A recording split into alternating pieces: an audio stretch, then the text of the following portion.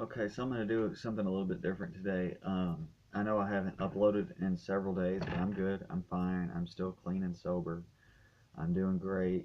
I just did step one with my sponsor last night, and it was really great spending time with him. And I've just been doing really good meditating and praying every day, and everything's been great. So I'm going to read something I wrote.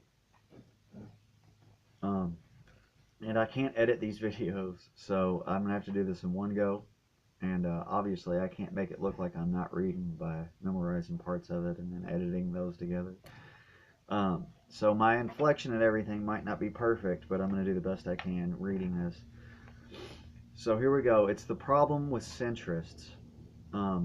With the Overton window shifted so far to the left, those who identify themselves as centrists, radical centrists, or even classical liberals and small L libertarians are often considered right-wing by many on the left, and even get slandered with the epithet alt-right by disingenuous activist bloggers masquerading as journalists.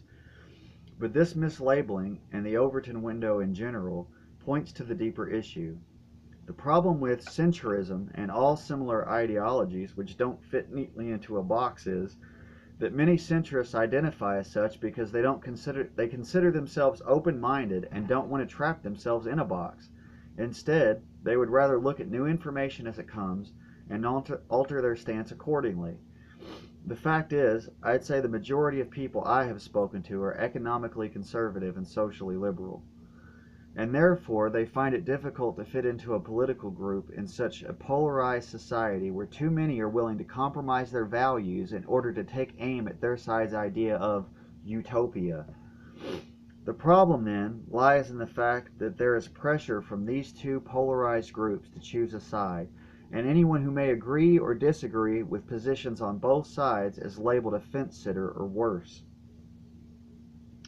And this with us or against us mentality is a direct result of the two-party system, which, though it may appear that it is a natural progression of things, it is, in fact, a rigged game encouraged by the oligarchs who have controlled both sides for generations.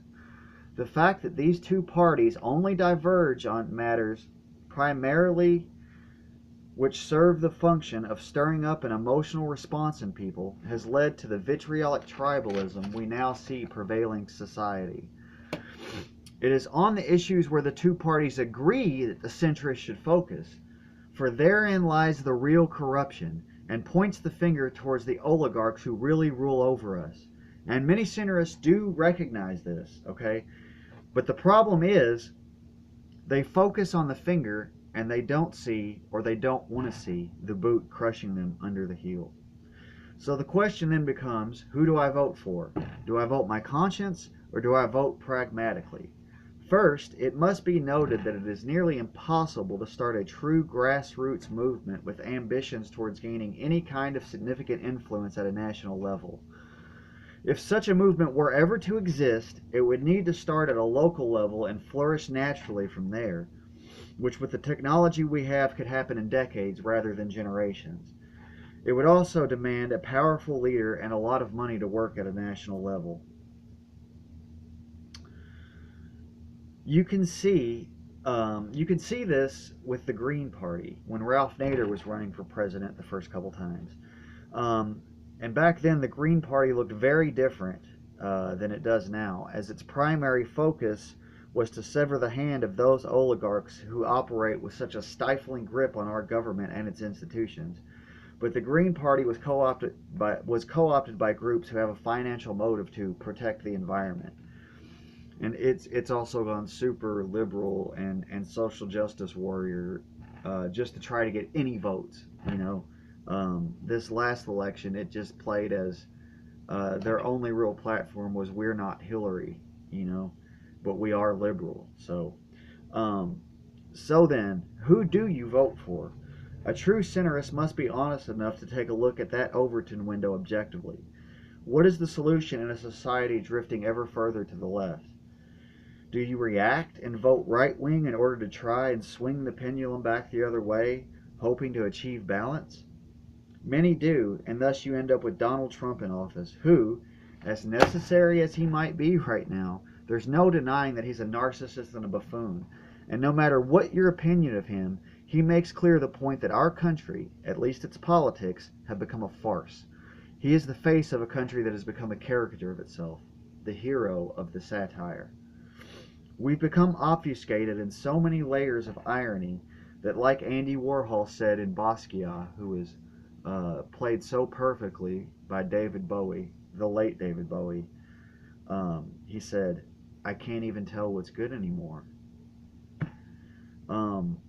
So then, what of those who feel that they must vote their conscience? How do we find truth in such a decadent society which continuously tries to hide behind all of that ironic nihilistic detachment and faux outrage? What of those who don't want to continue to play the game of voting for fascists when your society races towards communism, and then alternatively voting for Marxists as the fascists you voted in before gain more power? What do they do? What do we do? The reality is that politics are downstream from culture, but only at a perfunctory level. The true machinations of power are so old they are nearly set in stone.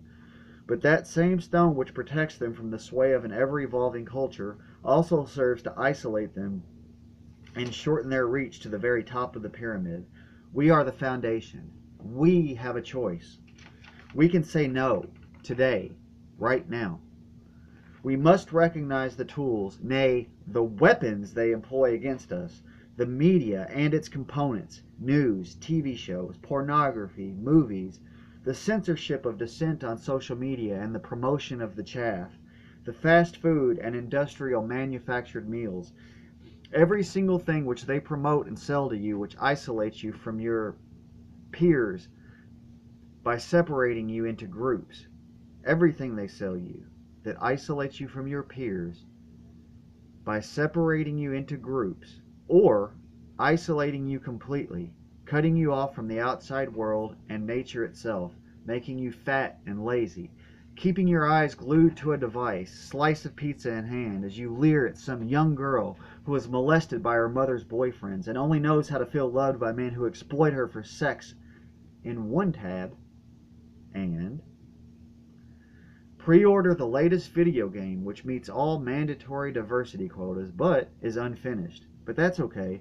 You can just get the rest of the game later, along with all the cool intangible costumes that you can pay hard-earned money for in a vain attempt to express yourself in this cold, manufactured world, with the hope that one of your peers, who you will never meet face-to-face, will acknowledge you and give you a sliver of the attention and interpersonal connection which every one of us as human beings not only crave, but need, mentally and physically, to survive. And we deserve that.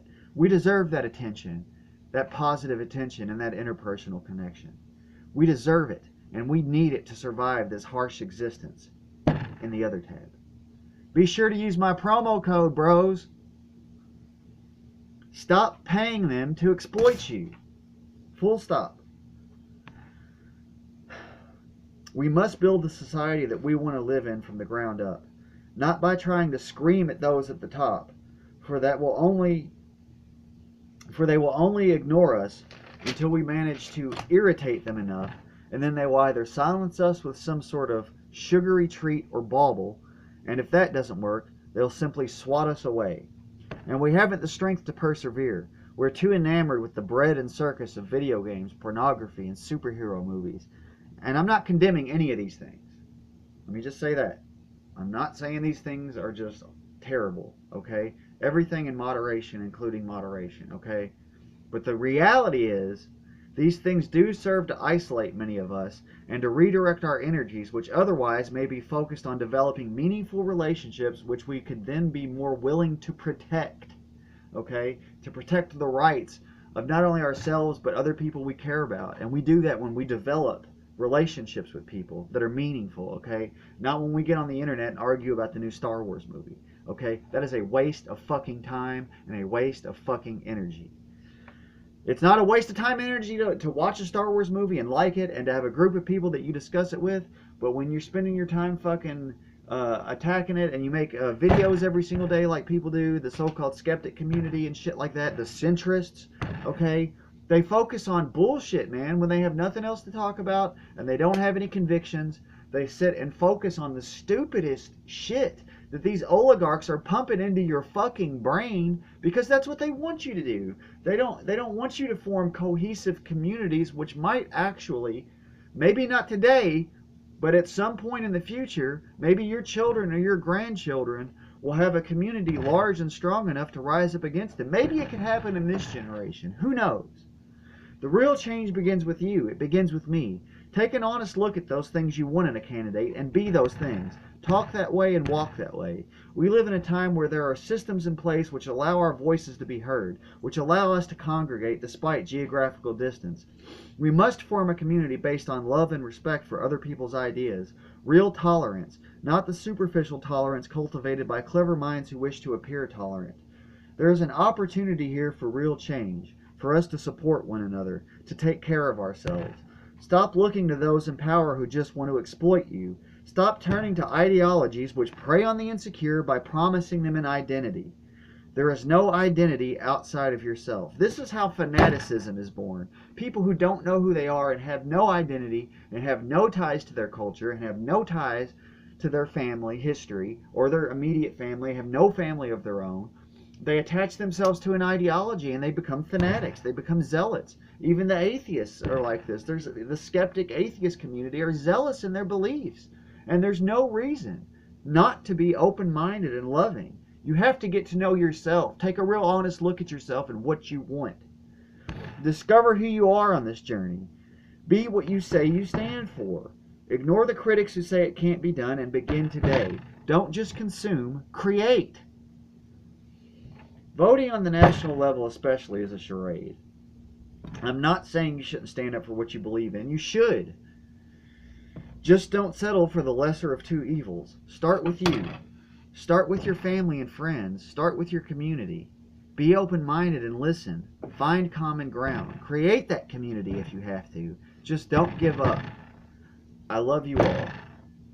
And if we can't change the world, so be it. But at least we can be happy. And that's the end of what I wrote. Let me just say this. You know, I'm not hating on the centrists, but I feel like they sort of take that position in order to try to dodge criticism. And it doesn't work. All you get is people like, you know, people calling you fascist and a Nazi anyway, because the society is shifting so far to the left. Even if you don't identify with the left or the right, they're just going to put you in one of them categories anyway. It doesn't matter. And then the right, they call you alt-right, but then the alt-righters hate you because you're not a white nationalist, you know? And that's just the fact. That's just how it is. So I consider myself an independent. I'm registered as a green, but I don't like capitalism, and I don't like unrestrained capitalism, let me put it that way, and corporatism, which is what we live in now, and I don't like socialism either. I like some socialist ideas. I like the idea that if you want a job at a living wage, the government should be able to provide you one. I don't think it should force people to pay you a minimum wage, but I think the government should pay you a minimum wage for work. I think the military should be cut back to defense only. I believe that everybody should have the individual freedom to do whatever they want with their bodies, as long as it doesn't hurt other people. I believe in less regulation, not more. I believe in fewer laws, not more. I'm basically a constitutionalist. I love that document because it basically says that we are all divine creatures of God, and that's what gives us our sovereignty and our independence.